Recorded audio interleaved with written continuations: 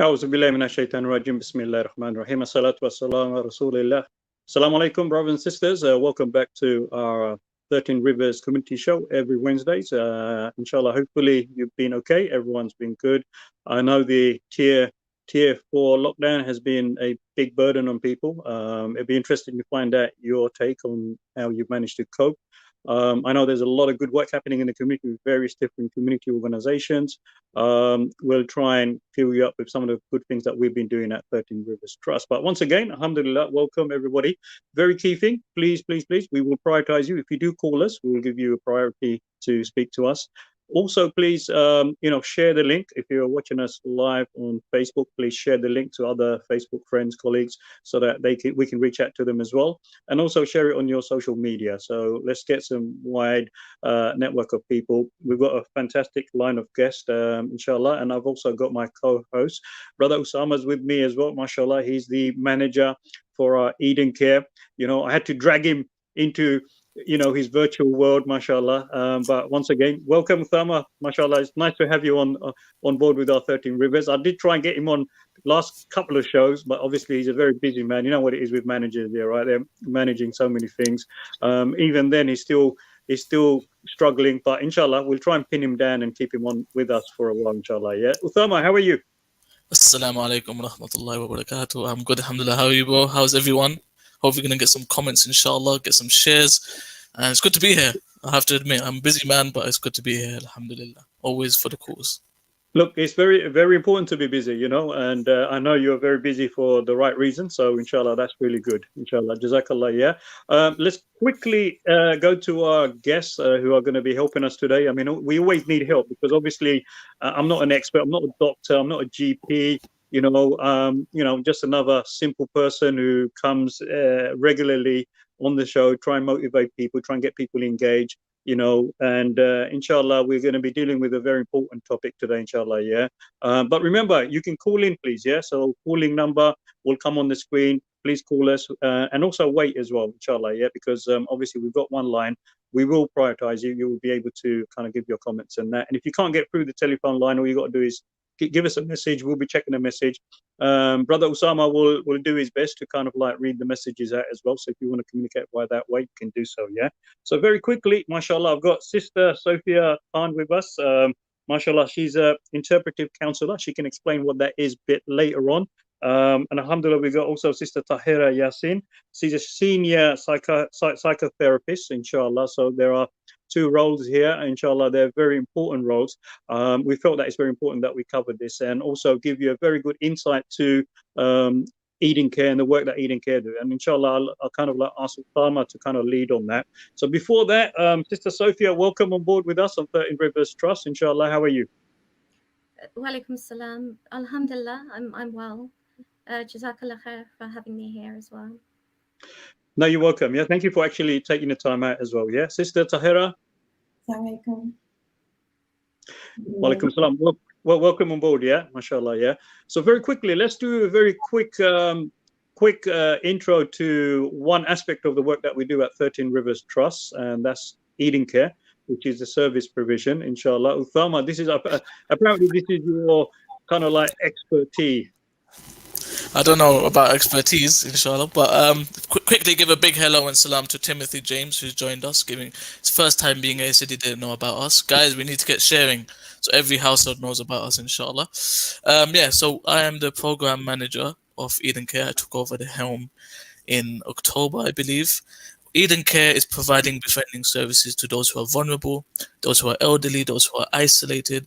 We usually provide one-to-one care, in-person care, but unfortunately we've had to change our services to telephone befriending, so that's why we're covering this topic today. How are we going to cover those people who are isolated? How do we go about tackling loneliness through Eden Care? And we also have a rapid response team who are in charge of end-of-life care. And that's where we're going to be calling out to you guys. Does anybody know any chaplains, any nurses, any doctors? There'll be a call out today. How can we support end of life care during such a struggling time for humanity and a pandemic? But we're doing some good work. We've got even feeding programs that we're doing, and we're trying to link with as many organizations and charities as we can during 2021. I'm very ambitious for 2021, but we can only do it through your help, inshallah.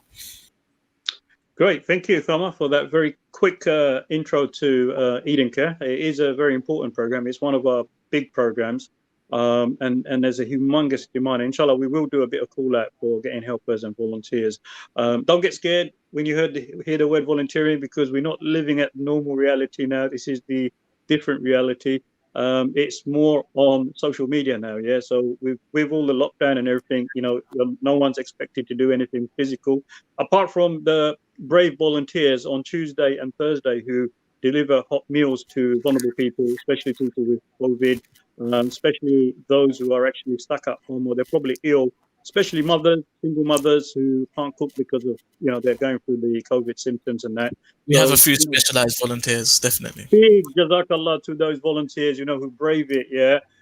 In the cold, it hasn't snowed yet, but in the cold, I've seen them doing it, inshallah. And they also did the Christmas run as well. So during the Christmas, we got a very big kind of request to actually provide some food to elderly care people's homes as well.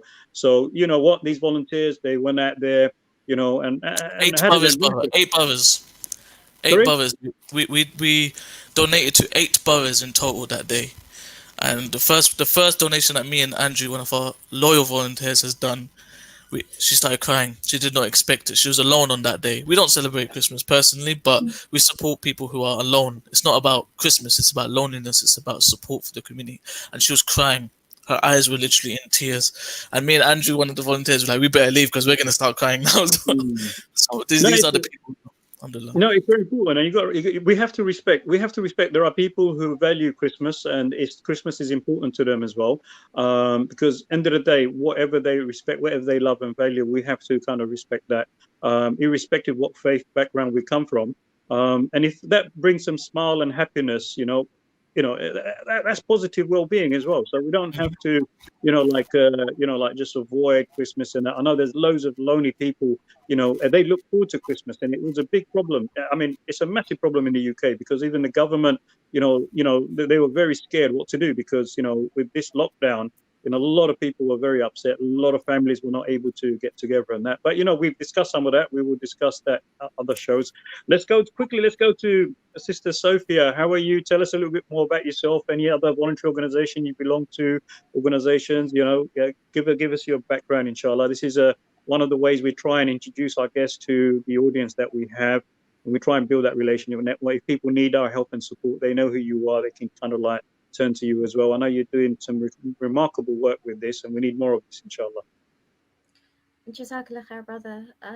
So I'm an integrative counsellor, and I work with an organisation called Noor Domestic Violence.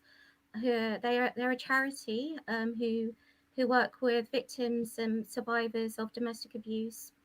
I think as we're aware, that's something that's sort of, the numbers, of people who are suffering from domestic abuse have really shot up during this pandemic as well. So they're doing some amazing work, mashallah. They provide free counselling, free legal and Islamic advice to anyone who needs it. Anyone who's experiencing or has experienced domestic abuse. I've also been doing some befriending work with Eden Care, so with yourselves, alhamdulillah, since the pandemic began, so since April, March time. So I've been befriending a couple of people through that, and alhamdulillah, I've seen the amazing work that you guys are doing, and I'm grateful to be part of that, alhamdulillah. Alhamdulillah, one of us, alhamdulillah.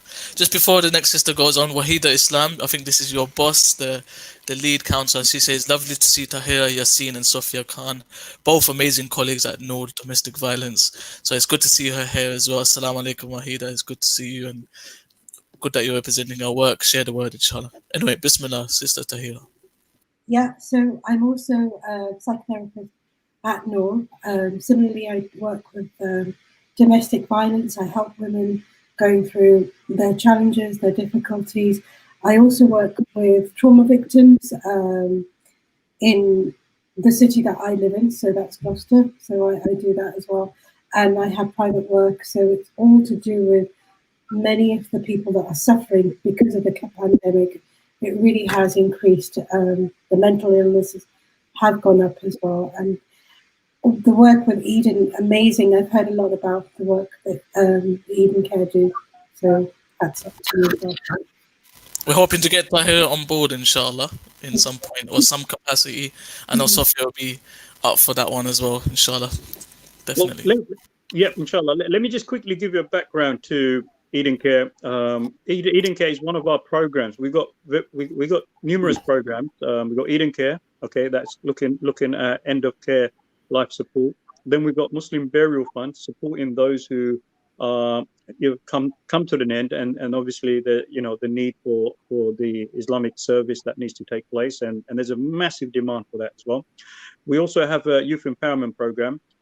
We also have we do some aid work abroad as well in Bangladesh, in Sylhet. We've got Sylhet Aid that does really good work in the district of Sylhet with orphans, with mothers, and dealing with poverty as well. And we're going to be, inshallah, in about maybe 6 to 12 months time, we're going to have some more programs coming on board, inshallah, we're going to be doing abroad. So what happened, 13 Rivers Trust is the organization, it's the charity organization. Underneath that, we have all these different services, because the 13 Rivers Trust came about from where our parents came from, and they were doing a lot of charity work. They were looking after their relatives, their kins and the elders. And we saw that the third generation was losing that touch. And henceforth, the idea came about. Brother Abu Mu'min kind of like led on it, inshallah, and then the idea came about. Then we managed to see loads of gaps. The big gap we saw was like Eden Care. So we said, okay, well, what can we do to kind of like plug that gap? And that's how the service started to develop. As we developed Eden Care, we realized, well, hold on, we can't just go halfway. What do we do when someone passes? There was a big concern. A lot of bodies were being cremated. There was a lot of unknown people in the morgues as well. So we realized that, well, we need to actually do something. And then we kind of developed the service for Muslim burial, and the vet burial fund came about. Being in the UK, we felt also that, look, we can't just be doing a lot of charity work abroad, but we need to provide some service in the UK. So we are looking at young people and youth work in the UK as well. And also we will be developing a program for sisters as well. So that's the basic background to 13 Rivers Trust. Eden Care today is on the hotspot today, and especially around mental health and the impact of loneliness with COVID. So inshallah, the sisters can help us with this. We look forward to working with other charity organizations, other partners. We like the partnership work because we believe that, look, whoever's got the expertise, and we need to utilize those expertise. If we don't have certain expertise and services, we need to partner up and we need to work together. Because at the end of the day, the community need a holistic approach. I remember the first time in East London, Tower Hamlet, we had our first culturally sensitive drug rehabilitation, drug prevention, drug support organization that came about. So, it's really good to see how people are within our communities are being creative and innovative in order to provide services, inshallah. Yeah. So that's 13 Rivers Trust. Loneliness is a big problem. Usama, tell us what kind of problems you see people are facing, and what can we do, and how can our guests help us in addressing some of those problems? I mean, firstly, a lot of us are suffering from somewhat loneliness in this very strange time. We're not able to see many of the people that we'd hope to see. But we're dealing with a lot of cases where there's a wife who has lost her husband. She's alone with a 6-year-old child. Loneliness does not necessarily mean being just yourself alone. We've got another referral where this person's literally has no family, no mum, no dad, over 50 years old. He has no idea how to use tech. He's unable to go into workshops. So that's what I'm trying to take a different approach now with Eden Care, go through that mental health approach. How can we empower people through finding their own solutions as well to loneliness? So what we've done, like you said, partnerships with charities. We've reached out to leaders in community. For example, one charity organization who are providing tablets to over 50s. So this person who went from highly anxious, very much alone, is now going to be receiving tech awareness. He's going to be going on Zoom. He's going to be doing some sort of, Wow. yeah. So it's gone from that to that, and it's actually a beautiful case study. And we're going to hopefully spotlight his story in the near future once he starts to understand Zoom and gets back into it somewhat company. And that's what's important. Mm. Befriending is tackling that loneliness. Unfortunately, we can't be with that person all day, but what we can be is that hearing voice. And I think the sisters will agree in therapy as well. It's just about letting that person talk, share their feelings, and that's how we're going to tackle it. I'm making sure that my volunteers, the befrienders, we're going to go for mental health first aid training, Samaritan training. It's not just going to be taking anyone on, and that's we're going to do a call out to volunteers, but we're looking for very serious volunteers that are willing to give time, volunteers that are willing to fundraise. Usama, they could become serious. Sometimes you get people who are just a little bit interested. They're not really sure. They just need training, motivation.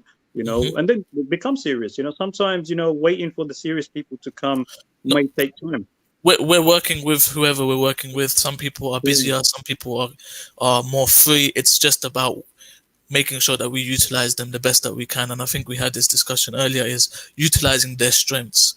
I'm not going to ask Sophia to go do some bricklaying. Maybe you are good at bricklaying, I'm not sure. But I'm saying use your strengths, use your expertise, use your careers, and use that to help us.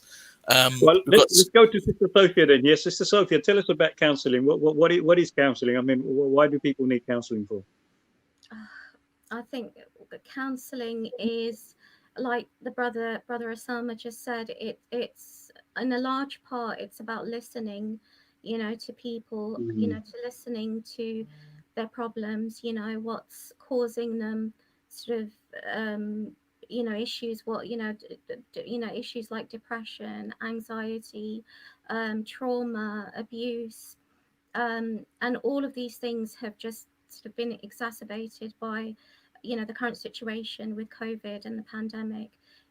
People are suffering from I mean, I said I work with trauma and abuse, victims of abuse, but even people who have never experienced any form of mental health issues, and now because of what's going on, experiencing maybe for the first time sort of anxiety and depression related to the current situation. So it's about giving them an outlet, to be able to talk about their problems. We provide sort of we guide them, we listen to them. We don't sort of necessarily tell them what to do, but we help them to sort of find their own way forward and to find their own solutions to their problems. Hmm. yeah. And a quick question here. So let's say someone like myself who don't know much about counselling. Do people have to pay, or I mean, how can they get that kind of help? Can they just kind of ring up the organisation and get that kind of support? Is there a process? There is a process. So there are a lot of organizations now, mashallah, who, in our community as well, who are providing free counseling services, so such as the organization that Tahira and I work for. So Noor Domestic Violence, they provide a free service to anyone who needs it, anyone who's been through domestic abuse or even sort of childhood abuse, we provide counselling for all of those sort of issues. And there are lots of other organisations in the community as well now. Organisations like the Latif Project. I know, they provide free counselling for the bereaved, COVID bereaved as well. And mashallah, organisations like yourself, 13 Rivers Trust, who, maybe not the counselling side, but, are doing the befriending work. And of course that, you can access private counselling as well. And there are a lot of Muslim counsellors out there now, who can understand the cultural sort of, and religious aspects of a person's life. Well, I can see definitely for Eden Care we would need that counselling service, and hopefully we'll be looking forward to working with your organisation as well, inshallah. Yeah. Just the last one. Do you also deal with, like, let's say sibling conflicts and that, or is that not part of it? Like, let's say brothers and sisters within big family. You know, like a lot of people, you know, they're overcrowded in housing. There's a lot of tension. I know this lockdown has been really, really tough on people, especially with those who are like in crowded conditions and that, you know, and some of these East London council flats and that, you know, there's like, you know, we've got large families in very, very cramped situation and that, and for everyone to be indoors, I've come across loads of conflicts, people having, you know, arguments and brothers and sisters. Do you cover that, or is that an area that we might need to also explore? So Noor as an organisation won't necessarily. Okay. Sophia, I mean, like I said, we will go to our callers as soon as we get callers, inshallah. Let's move to our caller, and then we'll come back to you, Sophia, again. And Sister Tahira, I haven't forgotten you. You're there, inshallah. Assalamu alaikum, caller. Assalamu alaikum. Wa alaikum salam. I was just calling just because I was watching. I'm one of the befrienders of Eden Care. Fantastic. Well, thank you. What's your name? Serish. Thank you for calling. Assalamu alaikum, Usama. I thought I was watching, and myself and Usama were literally talking about mental health today. So I thought it was a good time as any to call in and just discuss further the actual problem we are tackling with a lot of our service users. Please go ahead, please. So Usama, I think, touched on one of the service users who I'm befriending currently, Chris. When I first started speaking to him, he was very anxious. If we can keep the names out, just say your client or something. You know. And he was very anxious, wasn't very open to speaking to anyone, was quite apprehensive and quite pessimistic generally. But after a few conversations, we've got built quite a good rapport. Started to understand what needs of his needed to be met, and kind of discussed options with him. It's not about kind of promising false promises. It's more like it becomes, I wouldn't say a friendship, but kind of like a good bond where they start to be able to speak to you and offload. And I think depending on how you approach it, they're able to express themselves to you, and you can help them the best way by listening. And he was really adamant he wanted to learn about technology. It was something he really wanted to do.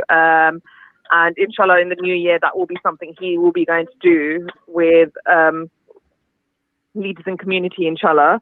And we're hoping, I think Usama really is hoping to get a few more people onto that program. And I think just the befriending service alone has helped quite a few people. I've spoken to someone today who is actually quite excited to have someone to speak to, looking forward to having someone to speak to. You don't realize how alone people are or how hard they find it to speak to their own loved ones. Yeah, befriending is a simple act of just speaking to somebody. You know, we're not claiming to be counselors at the moment. We're gonna have, you know, a network of counselors and support in counseling, but befriending is about being a friend, being that supportive ear, and I think she's smashed. Sure. A very quick question, yeah. I mean, I know in the normal circumstances, befriending might have a certain characteristic, but you know, like now with no social kind of like with social distancing, everything on the line, you know, is there a different approach in befriending now? Yeah, I mean, I'll let the befriend answer that, inshallah. I know, I was just going to say, I think it does change things a bit, because sometimes, for example, with the service user we were speaking about before, you kind of want to go out of your way and help, but as you know, you can't do more than just speak to them, or obviously because of COVID and just generally the way the service works, it is quite as we see as we go. If they need support, then we would I would discuss it with Usama, and then he'd see what we can do for them in that sense. But I think because people can't go out and socialize in normal settings, they rely on having someone to speak to on the phone, or they look forward to it. And the person I spoke to today, I'd done a bit of a brief assessment with someone, and his point was he didn't want to look like he's looking for friends, but he just wanted someone to speak to, which sounds a bit strange, but it was like speaking to a stranger and not having to see them face to face and being able to just say what you want. It's a bit like the Samaritans in a way, where the person doesn't feel the pressure of thinking, oh, are you judging me? Because a lot of these people, especially where the mental health comes into it, a lot of people maybe have anxiety. I'm sure the counsellors will know that, and they question everything they say. Afterwards, they'll go away thinking, should I have said that? What is this person thinking about? Are they thinking bad of me, or are they judging me? And I think having that non-face face-to-face contact really helps them, so they can say what they want, if that makes sense. They're open a bit more. Amazing. I think she's hit the nail on the head. We're changing our approach to befriending just for this year. Our focus, again, is just to be that listening ear. And we will, of course, be doing end-of-life care and stuff as well, depending on the restrictions, but depending on the viewers who is able to help us out. But it's definitely gone to more just a support phase as well. We're doing linking services as well, which is going to be an official thing within the program. So if there's stuff that we can't help with, for example, employment, we're going to make a very important partnership with employment charities, for example, and help employment in that way. We don't want to spoon feed people. We want them to help themselves and find. I'm sure the counsellors can agree. Even, like CBT, it's about helping yourself. Yeah. While we've got the sister on the line, people like myself who's like a dinosaur when it comes to technology and computers and all these things online and that. What challenges do you think you're facing now? Because obviously everything's online, and even like we as an organization have to move on to line. Most community organizations online. What about the people? I mean, are they up to it? Elderly people who are lonely. I mean, you're giving them a laptop or something. That must be also quite daunting. What do they do? I know my mum can't. We gave her a smartphone and she still found the wrong person, or she's not able to press it properly. Yeah. So, what kind of challenges do you think you're facing, or we could be facing? I think with COVID, it is very difficult. I mean, inshallah, we will be getting a tablet for more of the service users as time goes on and other stuff. But like you said, it is quite challenging. What you said about your mum, I gave my grandma a smartphone and she goes, take this rubbish, just give me one that I can press 1 and it calls you, and press 2 and it calls someone else. But leaders in community, they're trying to, so the other charity that we've spoken to, they're trying to do like a one-on-one workshop, but it will be quite difficult because of COVID. So they're trying to do it where it's COVID friendly. That's one approach for some people that are confident and able to do that. It is quite, I try to explain certain things over the phone, but it is quite difficult. That is a very big challenge. And with COVID, it's even more so, because you can't just go and say, look, I'm going to help you. I'm going to show you a few times and we'll do it, because of obviously restrictions in place. We're in tier 4. I mean, we barely can step out the door. But I think, inshallah, trying to slowly maybe go on to workshops and things like that and try and work around being COVID friendly, and maybe one-to-one and being in a sanitized, trying to make it as COVID friendly as possible and slowly trying to do that until we eventually, inshallah, get out of this situation. There will be some people that don't want to have anything to do with technology. I know a lot of older people, they're like, I'm fine, I've lived my whole life without this stuff, I don't want it anymore. And there are a lot. I've come across 2-3 elderly people recently that want to learn more. So I do think it's about wanting to, and then being able to provide a service where we can accommodate their want, and inshallah get them to the point where they're able to just do the basics of being able to search something, or being able to watch a video on YouTube, just something to get them out of, because a lot of these people, they are at home, they have the most basic phone and basic TV channels, and 2 of the people I've spoken to recently, they say the same thing. I feel like my day's in repeat and it's making me depressed. So if I had a smartphone, or I knew how to use my phone, I'd be able to do more or communicate with more people or make friends even. A lot of them, even elderly people, are now wanting to make friends, but you can't just go out now and make friends. So we're hoping we can somehow accommodate that in the near future in a COVID-friendly way, and encourage people to learn how to use these devices. And hopefully once COVID subsides a bit, we could maybe, that's something I think Usama could even look into, is kind of building a safe area for them to communicate, and others teaching each other. With leaders in community, the younger generation teaching the older generation, which I think is quite a nice aspect to it. Yeah, no, you're right, sister. And the reason I raise this is because obviously I come from a social anthropology perspective. Yeah, so I'm always looking at what are new problems, what are new trends, what are new things we're missing out on.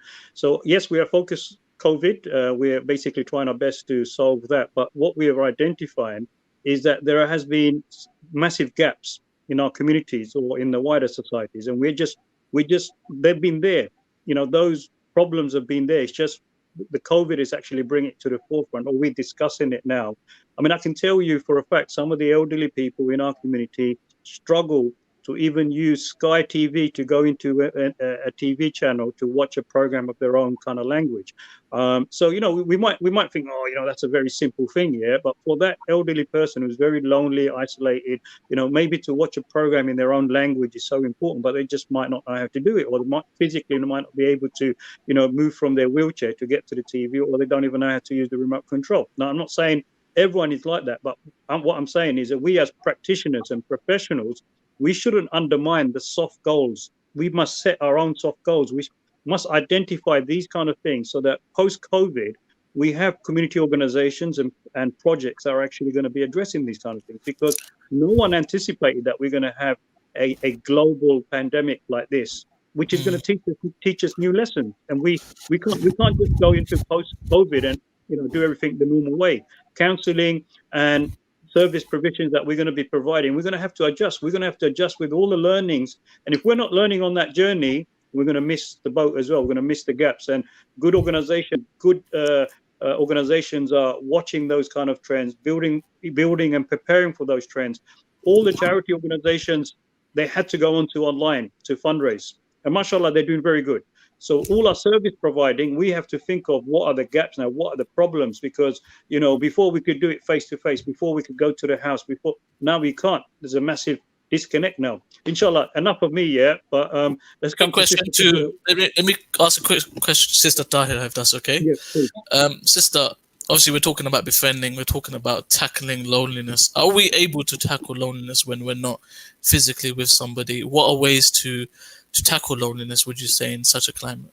I think the important thing is to remember that loneliness in itself is not a mental health problem, but what happens when somebody is lonely, the depression kicks in, the anxiety kicks in, maybe the panic attack kicks in. So it's just being able to identify that, you know, the person that we're talking to, maybe they haven't experienced anything like this before.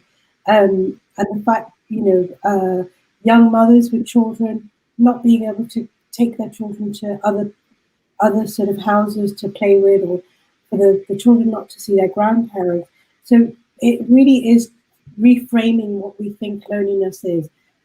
For some, it may be related to mental health, and it may tap into mental health, but it's just important to remember that loneliness is something, it's a new thing that's come with this pandemic. So, really, and the befriending service seems fantastic, the great work that you're doing, and it is about being seen and being heard.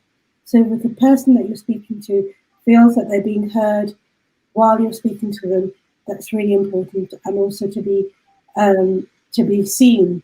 And if it means that, you know, they can't get to a phone, if they can't get onto Zoom, but just being able to hear someone on the other line, that's just as important. Because a lot of the women that we work with Noor, Sophia would let you know that they don't want to be seen, so often it's just telephone work. So it's a telephone company and provide them so they can offload and to speak to us. So it's case by case, isn't it? Some people prefer in person, some people prefer not even showing their face as well. So it's really case by case. And I think that's the same for befriending. Some people need that tech awareness and that tech support, and some people simply need groceries for the next week. And we're trying to find a balance, trying to deal with both. Like I said, amazing work that you're doing. Yeah, Abjol.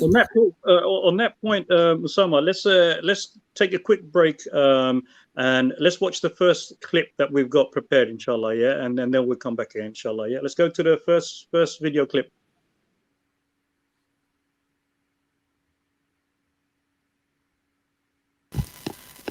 It's coming up.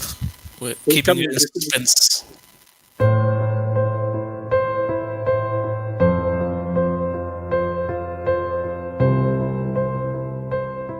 Every soul shall taste death.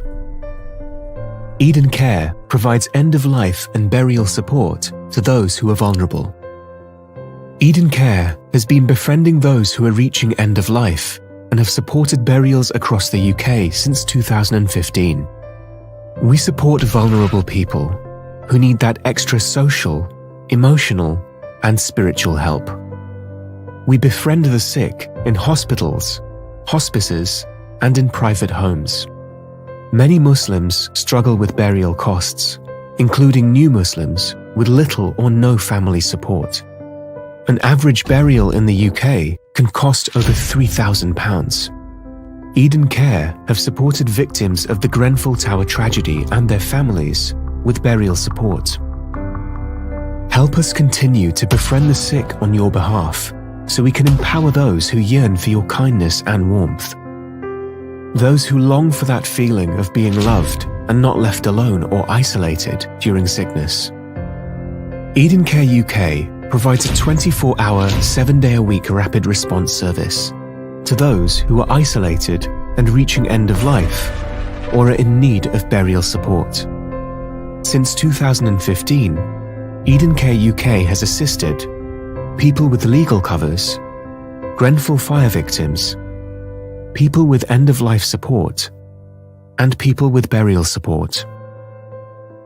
Help us provide new Muslims with free legal advice, so new Muslims are not forgotten during their time of need.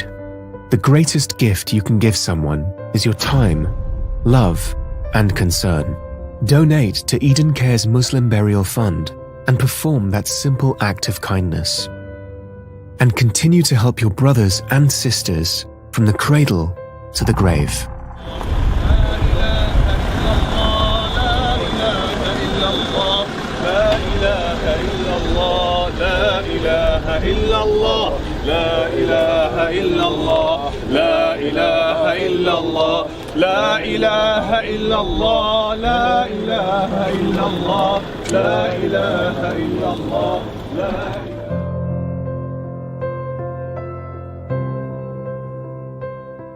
Visit us at edencareuk.com.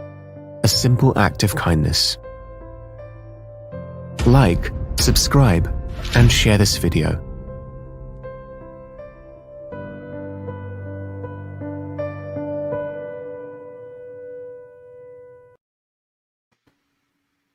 Assalamu alaikum warahmatullahi wabarakatuh. Welcome back. We just thought we'll take a little quick break and give you a little bit of a promo of what Eden Care is doing, inshallah. Yeah, today I've got my co-host. I've managed to get him to be with me today, Brother Usama. Well, Usama, thank you. You're doing a fantastic job. Hopefully I can have you for many, many shows in the future. I know you're trying to get me here every week, and if the viewers want me, I'll come. Yeah, I'm gonna get you.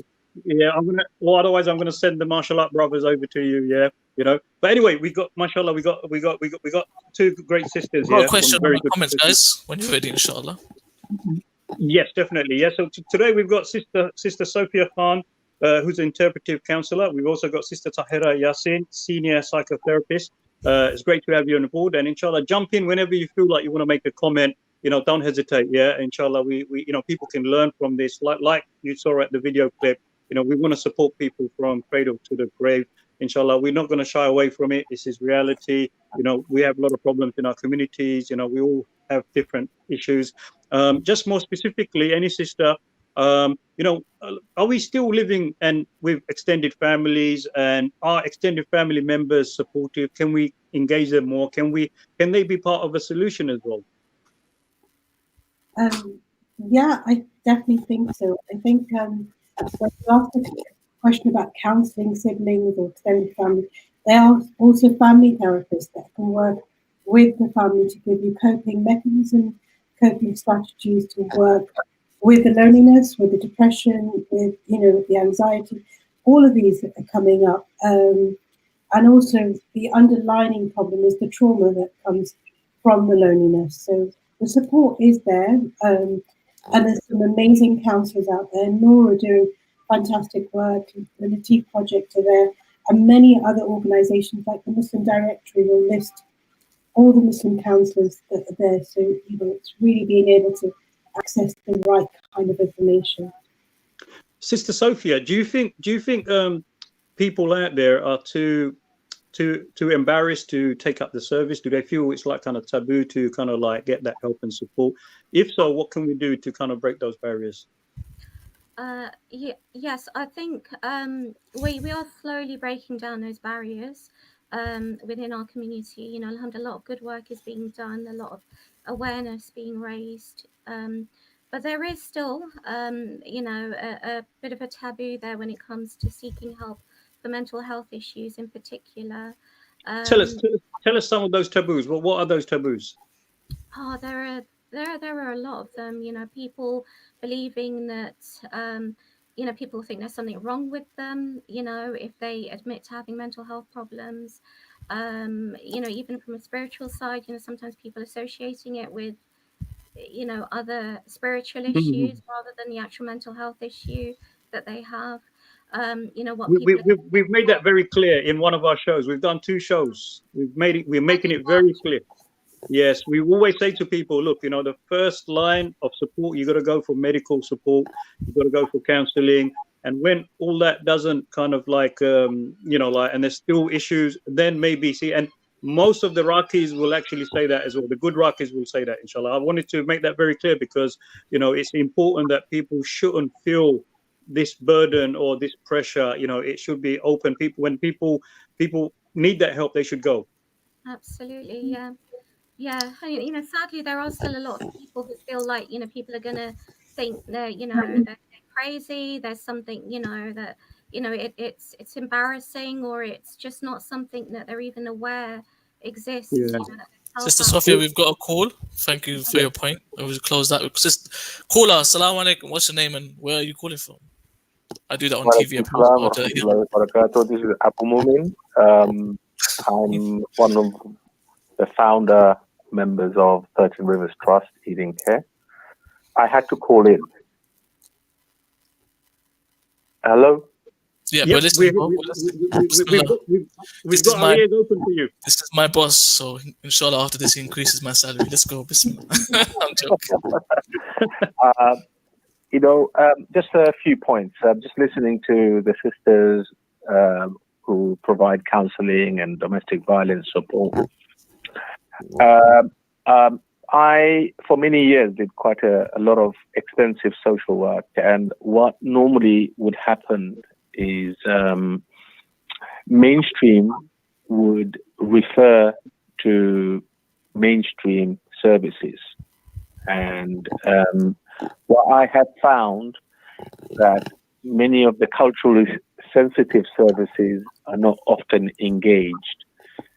So SLA, big grants are not being provided for. So one example I give you, there are about 19 end-of-life elderly care services in Tower Hamlets. And the only culturally sensitive service or Muslim sensitive service is Eating Care. But there's no engagement. And one of my worry is, up and down the country, we are setting up community initiatives like Noor, like other services, and we are not part of the mainstream. We're not part of the strategy, local, regional, and national. So we've become more community-led, funded type of service or volunteer-led service. And my experience teaches me that, without that resourcing, those kind of initiatives, these are noble, but it eventually closes down. And Abjol knows what I'm talking about with many of the youth and community organizations that were around in the 80s and 90s that no longer exist. And it's something that we all need to think about. And I would suggest one of the ways to go about it is, in this area, we work together and be part of the national, regional, and local agenda. That's my quick point that I wanted to make. Yeah, just to follow up on Abu Mumin's point, that's definitely essential, and that's why I think as Eden Care we're developing partnerships with charities. We're reaching out to different people from different parts of the UK as well, and we're not just going through a community. We're doing community-led projects, but we're also looking at which is an exciting project, Eden Care Research, or that's the tentative name, but we're looking at how can we be a part of the research into end-of-life care. How can we be a part of the research of befriending and counseling, etc.? So it's not, I think we're going to go in a different direction and as well, inshallah. Abu Mumin, thank you very much for taking that time out for those valuable points. Inshallah, we will kind of address some of those. I'll give you some of my take as well. Do you have any other points you want to make, Brother Abu? No, just a very quick one. I think maybe you've mentioned it. We're also providing warm food under Eden Care. Warm food to approximately about 300 people on a weekly basis. And there are a lot of people who are approaching us, some even surviving on biscuits, others don't have any contact. So our volunteers, when we go and deliver those food, it means a world to them, and it's really appreciated. And it's not just the Muslims. We provide to people from all communities. So I just wanted to sort of mention that. Yeah. No, Jazakallah. We did address that in the early parts of the show, inshallah. What I want to do, Usama, if that's okay with you, Jazakallah, Abu Bay. Usama, if that's okay with you, I want to move on to the volunteers, because obviously I can see we're catching up to 10 o'clock very soon. I'm not sure how long we can extend this, but I want to really try and see how we can engage volunteers. So before we go to the volunteers, let's watch our second clip of the video, inshallah, and then we will talk about volunteering, inshallah. Yeah, it's coming. You see, I have joined Eden Care because it's a very noble cause. What we do is we support people who are at the end of their lives, and we stand beside them, we guide them, we help them, we give them companionship, and we make their journey a little bit easier. Please support Eden Care as they help vulnerable and needy people that reaching the end of their life. Many people don't have visitors, friends or family visiting them in the hospital, and with Eden Care they provide this support. So please donate generously. Hi, I just want to say a little bit about Eden Care End of Life Support and how they have helped me in the last few months, going back to November. This was when my mum passed away. I was in complete shock, and I didn't actually know what to do. So what happened was they came in and they made all the arrangements for me for the funeral and helped me raise some money, which took a lot of stress off my head, and that little bit of kindness that they brought into my life provided a lot of comfort to me, both me and my family. Assalamu alaikum. I'm Miraj. I'm volunteering for Eden Care because I care for those who are less fortunate and who are in need. Assalamu alaikum. My name is Said Alam. I am volunteering for Eden Care because I care about the elderly people or people with no families, people with no support. I hope you'll be supporting this noble cause. Thank you very much. You found the services of Eden Care? Been extremely helpful. Always there if we need any advice. They've supported Lily. They've been in to visit Lily. We have cards and gifts sent to Lily within the wider community. It's been really, I can't sing the praises highly enough. My name is Hamida and I'm a volunteer with Eden Care.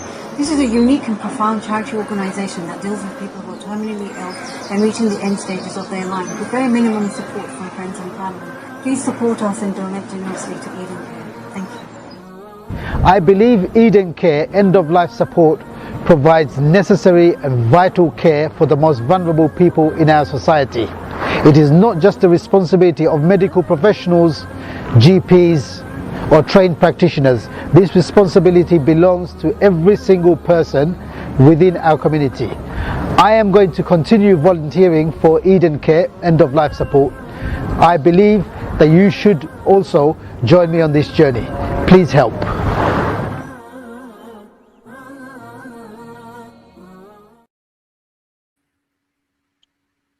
Yep, alhamdulillah, jazakallah for that, brother. Behind the scene, Shah, thank you for that support.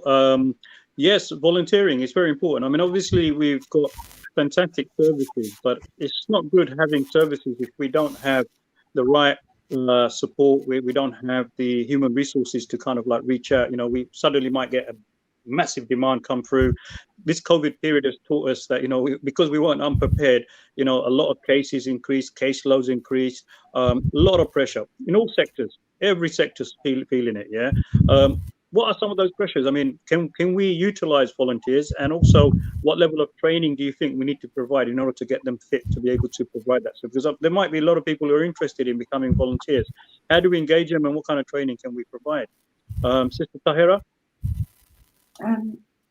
I think the most important is the listening skills, and also someone who is able to empathize with them. And because, in this pandemic, we're all in a similar boat, not in the same boat, but everyone is able to sort of appreciate that we're all going through some sort of loneliness, and having the ability just to be able to empathize with them really does help.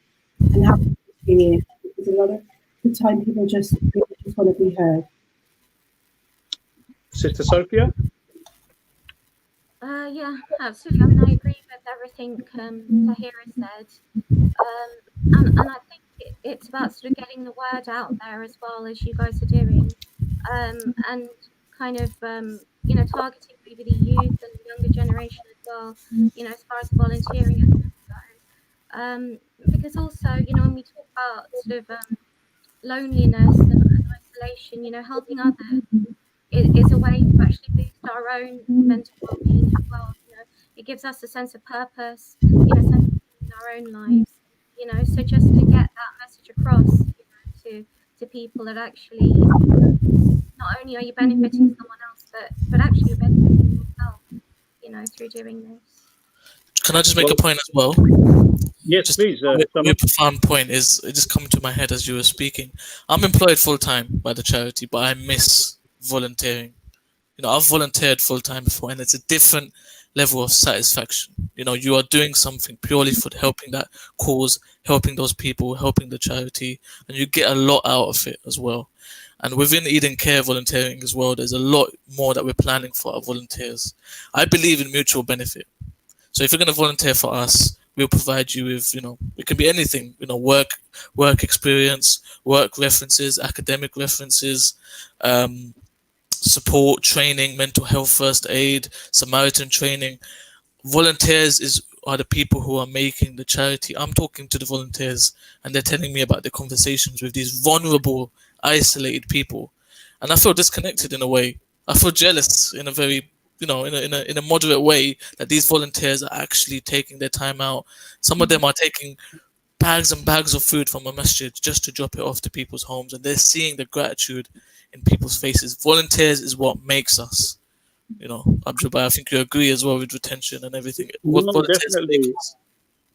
Definitely. You know what? And volunteer not just because you're helping. Volunteer for yourself, because end of the day, it's your own benefit, because it's a duty upon us to help others. If we take lessons from our Prophet Sallallahu Alaihi Wasallam, then what was his character? His character was helping, supporting, looking for the weak, the vulnerable. This was the characteristic. Before he got his prophethood, he had an organization, or Hilful Fudul, which was like a voluntary organization helping the poor people of Mecca. So if you're there watching us, and we're talking about volunteering, look at the spiritual dimension. The people that you help, the people that you support, you save one life in whatever capacity or whatever way. You're saving the humanity. So don't think of it as just, oh yeah, I'm just going to get a CV and I'm just going to get. That's good, mashallah. That is really, really good. But more importantly, you're doing it to please Allah subhanahu wa ta'ala, to help you, and through helping yourself, you're actually going to be benefiting the others around you. And I think we need more people to come forward to become volunteers, especially in these sectors, because it's tough sector. I'm scared. Like Abu Bakr keeps on telling me, let's go do the burials, let's go burial. Yeah. I don't know what Usama thinks here, right? But there are some brothers, some volunteers, they're regularly going and burying people, and a lot of people psychologically can't deal with that. Yeah. So different people are going to have different levels, but alhamdulillah, there's so many different ways you can contribute. You can be a counselor, you can be supporting the admin work for one of our caseworkers, you could be social media person, you could be sitting there behind your phone and just promoting our show so that we get more reach to people. Yeah. Yeah, one thing I say, Yeah. Abjol, to everyone is use your expertise. You know, and don't think that your expertise won't match with Eden Care. Either it's gonna work. Either I say yes now, or it might work later. Even if you do arts and crafts, we have art therapy as a thing that we're going to start to introduce in our bereavement service. We have, we have so many ways that people can get involved. It's endless, and we don't want you to Usama, feel don't like laugh you at can't me. get involved. Usama, Bismillah. don't laugh at me, Usama. Yeah. I'll try not to. Sometimes I play chess with lonely people online. Okay. I play chess with them online. We have to be creative. Yeah, we have to get our bubble. There's many things you can do. You can have a nice telephone conversation with someone. Yeah. So what we've got to do is within our volunteers, we've really got to expand them. And obviously, a lot of people think, it's COVID now. What can I do? I can't do anything. There's a lot you could do. There is a lot you can do. Do you think this phone is resting? This phone does not rest during the day. Abjol knows. I was in a meeting with him earlier, and I was busy. Brothers and sisters, yeah. Before COVID, most people spend most time on the phone anyway. Okay, most people spend on the phone anyway, yeah. And we have phone problems and phone, issues and that. But anyway, with the volunteering, inshallah, we do need the, if you are interested, please get in touch. Usama's there as well. I'm going to be looking forward to developing a volunteers program with training and support, so that basically the volunteers, benefit, learn. They also educate themselves. Maybe they can also work in that profession as well. And if not, do it because it's your duty to do it.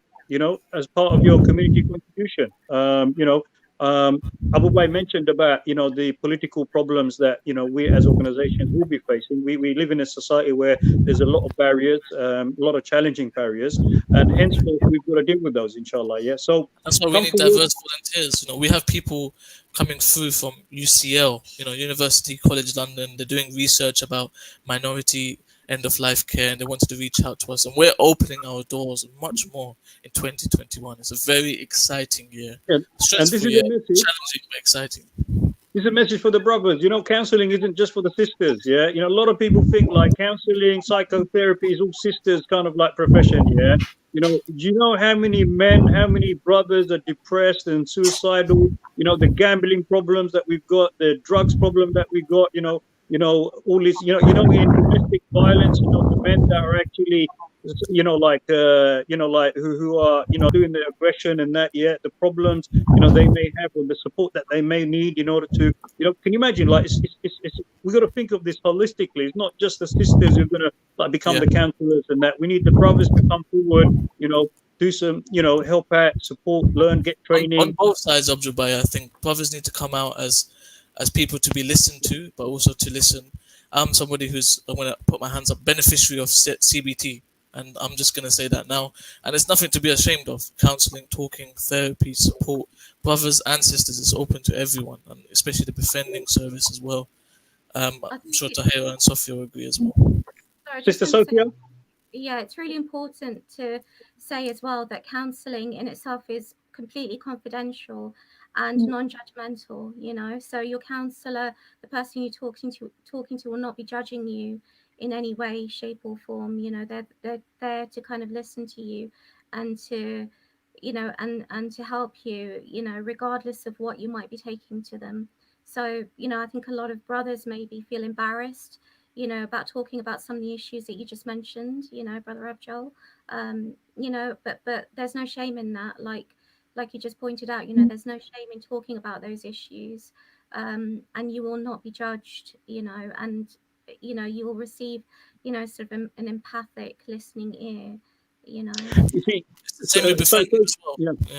We have the same with befriending as well. We do have reports which I have to overlook, but that's it. We're not here to judge.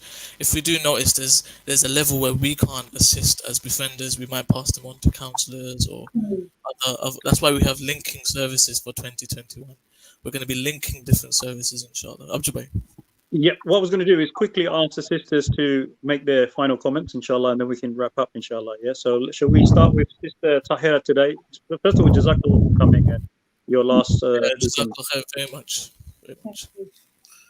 I totally agree with what Sophia was saying, and what the brothers were saying.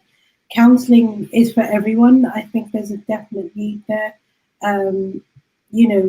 Befriending in itself, but it comes with, obviously the obstacles as well. So just having the skills to know why people are going through what they're going through and just being able to help them. And with the support of Eden Care, I think you can definitely make a huge difference. So I really do. I think it's amazing what Brother Usama is sort of intending to do for the new year. Your last comment, Sister Sophia? I think just to sort of go back to the issue of sort of loneliness and isolation. I think as human beings, we're social creatures, and we crave that sort of connection, with others. And like you were saying, Brother Abjol, we need to get creative about finding new ways of connecting with others, whether that be through social media, whether that be through just reconnecting with friends, family, people maybe we haven't contacted in a long time. If you know someone who's lonely, isolated, maybe elderly, family member, call them, every once in a while, give them that sort of time, let them talk and just listen, so they just to know that somebody's there, that just that one text message or that one phone call can make a world of difference to a person, and there's no shame also, like we just said, in talking about any mental health issues you might be experiencing, whether it be anxiety. I think the situation at the moment has caused anxiety in some shape or form in almost everybody. There's so much uncertainty, the not knowing, what's going to happen. It's about sort of maybe not looking at the things that are beyond your control, but looking at the things that you can control just within your immediate surroundings, within your sort of family, your household. What's within your control, what can you do, for yourself and for others. Jazakallah, Sister Sophia and Sister Tahira. It's a pleasure to have you on board. Hopefully in the future we'll have you, and inshallah we will definitely, once we start planning for our future shows, we will have one show on, specifically for domestic violence, inshallah. Yeah, so we're gonna make it happen, inshallah. Yes, definitely. So inshallah, on that particular, we can ask you to kind of like leave the studio. Me and Usama are going to talk about certain things, inshallah. Yeah. So thank you very much for actually taking your time out, inshallah. Jazakallah. Thank you very much.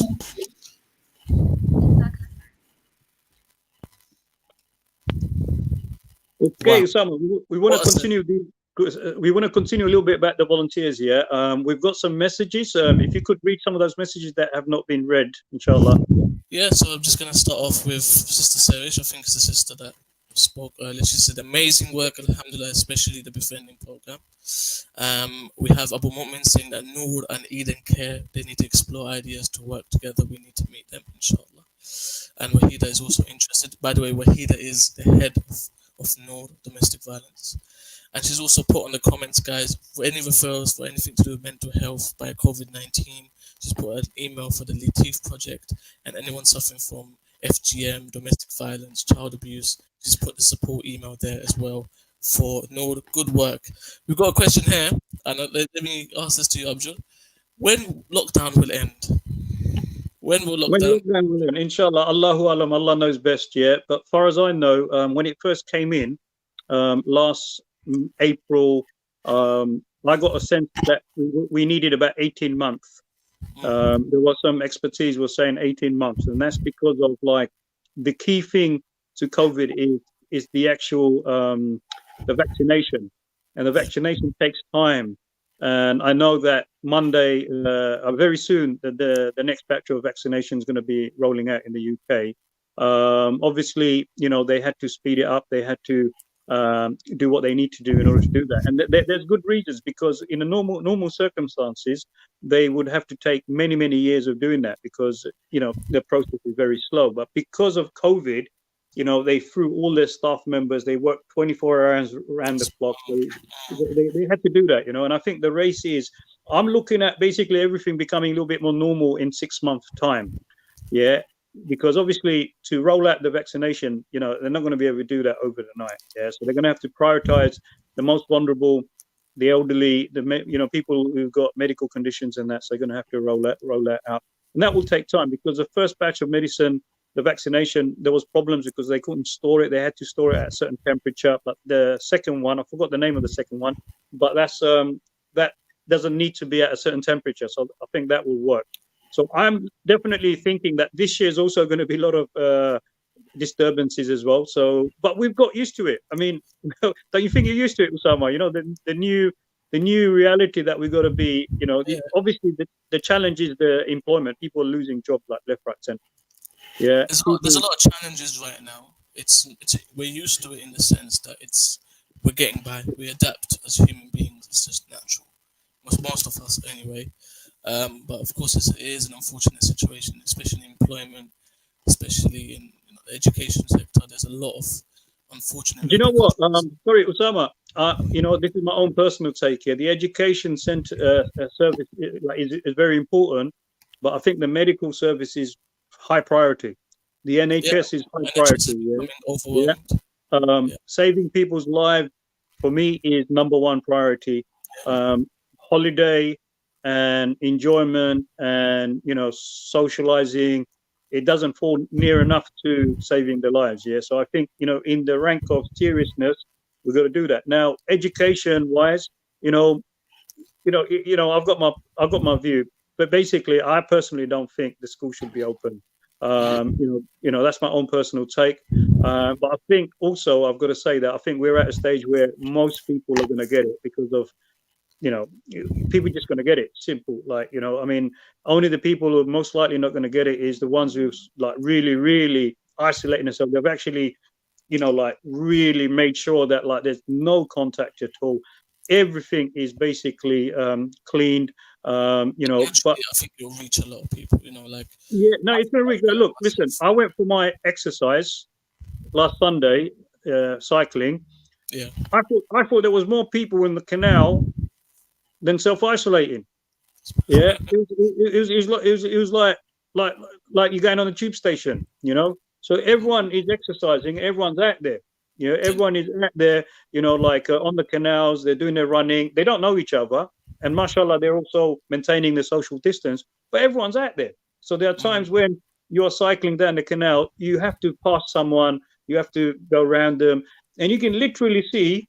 I'm not a doctor or anything, so I don't know. Yeah. But in the cold air, when you breathe, what happens? Yeah, it comes out. So you can see how far it's going. Yeah, and there's the next person walking into it as well. But anyway, that's my take. I think we've got 6 months. Well, Allah, I hope it's as soon as possible, but only at the right time. I don't want this to be solved because we're just getting too excitable. As a community, we need to actually solve the issue. Solving the mass infections. Anyways, let's put that to the side. Volunteering now. I think one thing which people need to understand, especially lockdown, we can be in tier 7, volunteering will still continue. Where the pillars of our charity are volunteers. Without them, we will fall. And I think just reminding everyone that volunteering opportunities are still available especially within 13 Village Trust. We need volunteers. We need people who can offer unique ideas, and as you mentioned earlier, creative ways to intervene, to tackle loneliness, to improve people's mental health, and to provide that care. Abjol. No, Jazakallah, Usama. Fantastic. Yeah, it's a very important point. We would like to make the call out. If you would like to become a volunteer, just get in contact with us. Contact with 13 Rivers. We will speak to you. We will place you in the right way. If you need any training, any support, we'll provide you that. Most of the stuff is going to be online. Most of it's going to be through Zoom. Some of our training is going to be through Zoom. And there's many things you can do. Obviously, we've got a process and stages depending on what program you're going to help out with. But it's like Usama said, we can use your skill sets in so many different ways. You have some skill set, we can utilize it. You got some media knowledge, we can use media. If you're someone who's very, very good with social media and you love being behind a phone and you like pressing that button, you can help us. Can you imagine if we had 50 people sharing, the things that we're doing? More people will watch it, more people will see it, so they can get involved with someone. Yeah, we had one volunteer to get today, may Allah bless her, and I'll give her a list of tasks because she wanted to help with admin. And we had this conversation. She admitted it clearly that the list of things that we want you to do as a volunteer, you can directly impact the people that we're helping. You're directly involved in some way in assisting people. We're not going to give you tasks for the sake of it. You are the task force. You are the emergency response to COVID-19. And that's what befriending is. I want to make this very clear that this is why we've changed our program just slightly. Is that we are a COVID-19 emergency response. But where are the emergency workers? Where are the volunteers? Where are the doctors? Where are the counselors? Where are the chaplains? We want all of you to be involved, inshallah. We want people from a media background, photography. As Abjol said, a lot of it will be remote and virtual. But I personally will endeavour to get you out and about at least once every couple of months, maybe on a winter program, maybe buying dry food for one of our dry food programs, some sort of activeness, and we want you to be active in supporting people. What's the best type of being active than being active in supporting Allah's creation, I think. No, alhamdulillah, Usama, that's very good. And the last point I would like to make to everyone is, look, with all this good work and with all these good services, you need finance. And I'm not going to shy away from this. Fundraising is very important. You can become one of our fundraisers. You can be a fundraiser online. You can be helping and supporting, sharing the messages to your contacts, and maybe do a bit of fundraising. Even if you can't get involved with supporting the counseling and all the other different programs, you can help us with fundraising, online. We'll help you to set up pages to fundraise for us. You can set your own task and initiative to say, look, you're going to do like 100 press up challenge or something, whatever. You can be as creative as you want. You can do cycling in your own house or no cycling thing and say you want to do 20, 15 miles and fundraise for us. Yeah. You can do so many things. So many ways of fundraising, keeps you involved, keeps you connected to a charity organization, and your contribution and your time and effort, you'll get the barakah for, while the organization is able to provide all those services. We will put your skill sets in the right place. I know everyone can fundraise, everyone can get involved with that. So inshallah, on that fully supported during that fundraising as well. Fully, 100%. We're not going to be like, go get on with it with yourself.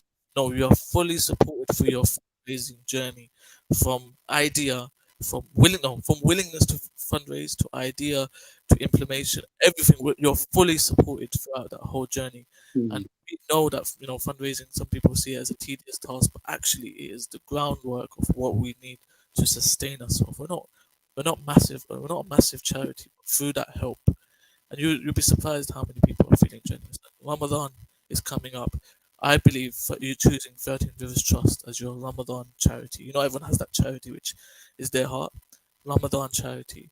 I think this one's key because we all experienced isolation. We all experienced poor mental health during last Ramadan. It was tough. Ramadan's a very community-led, occasion, even though it is about spiritual as well. I think, and I plead to everyone, choose 13 Rivers Trust as your Ramadan charity, inshallah. Inshallah. And if it helps, inshallah, put your charity contribution into 3 camps.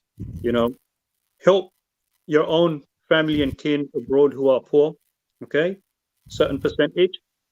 Put a certain percentage of your income, your zakat, to the ummah of the Prophet ﷺ. Could be any place where there is oppression, conflict taking place, and people are suffering. The other portion of it in the UK where the people need it, so that's how I think. I think about 3 portions, and you distribute your wealth, your income in that particular way, and then you'll be able to. And amongst that, you could be Eden Care. 13 Rivers is one of your charities that you want to support for the UK stuff. We have a program in Bangladesh, Sila Aid, that is doing aid work in Bangladesh. And you could, work with another charity organization for whatever, the other aspect of it. Yeah. So being a holistic person in your giving is very important. And if you can help us in any form of shape. Usama, your last comments before we wrap up and we finish for today, inshallah. Last comments. I just want to say, firstly, Jazakallah khair for everyone watching. Continue to share the video because there's a lot of beneficial material within this video that we want you to share. And all I'm going to say is Eden Care 2021, your chance to get involved, your chance to make a difference, inshallah. Jazakallah, Usama. Fantastic job. Look forward to you being a co-host in many shows to come, inshallah. So from me, once again, alhamdulillah for everyone taking time out, inshallah. Please share. And if you watch the repeats, please share it as well, inshallah. So, encourage friends and families to watch the repeat. On that particular note, Jazakallah. Assalamu alaikum wa rahmatullahi wa barakatuh. Until next Wednesday, 9 o'clock.